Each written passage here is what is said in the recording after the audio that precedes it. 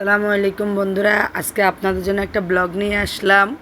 আমার অনেক আপুরা ভাই এই নতুন বিয়ে হয়েছে, মাছ টাছ কাটতে পারেন না, তাদের জন্য মাছ কলিজা এগুলো কাটা দেখাবো আজকে। একটু পাশে থাকবেন, তাহলে আপনাদের উপকার হবে আর আমারও ভিডিওটা সম্পূর্ণ হবে। দেখাচ্ছি পাবদা মাছ কীভাবে কুটে।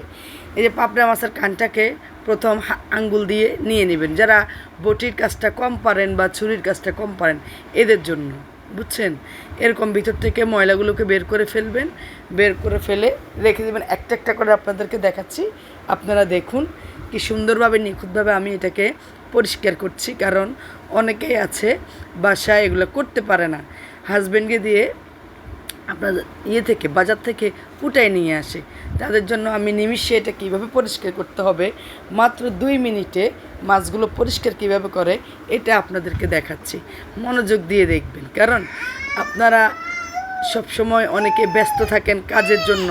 তো আমি এগুলো কী করি, বেশিরভাগ ডিপে রাখে দিই, পরে ডিপ থেকে বের করে এটাকে নর্মাল করে এরকম হাত দিয়ে ছোটো ছোটো করে বাস ময়লাগুলো বের করে নেই, কুটে ফেলি, বুঝছেন বন্ধুরা।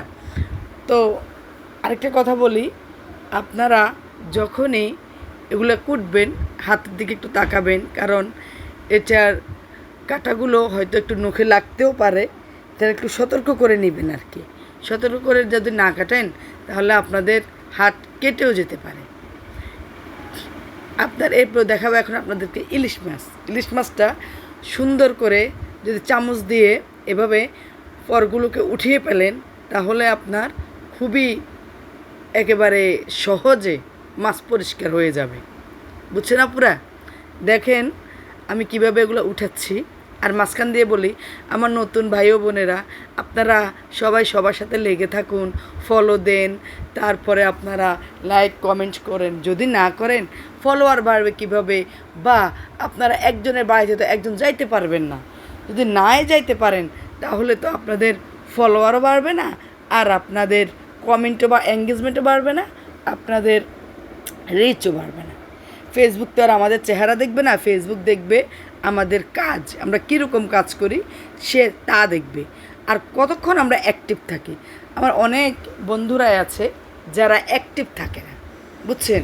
তারা অ্যাক্টিভ না থেকে আজকে হয়তো পোস্ট করতেছে, আজকে না করে কালকে করতেছে। আচ্ছা, এবার দেখাবো আপনাদেরকে আমি কলিজা।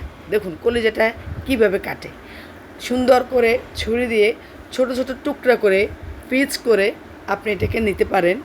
এই যে দেখুন আমি কি সুন্দরভাবে এটাকে করে নিয়েছি।